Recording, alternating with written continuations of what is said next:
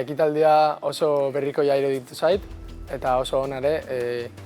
Gehien gustatu zaidana izan da Dumi figura, oso dinamikoa zela, nola hitz egiten zuen gurekin, eta ere bideoak oso modu krudel edo erreal batean aurkeztu dute guk kontzientzia edukitzeko eta inpaktatzeko, eta horregatik oso asko gustatu zait ekitaldea.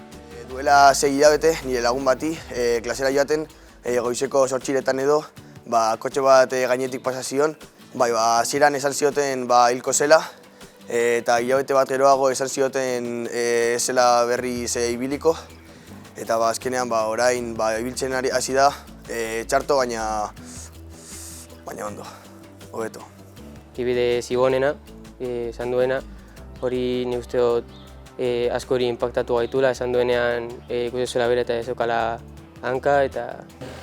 Auto batek harrapatu gintuen.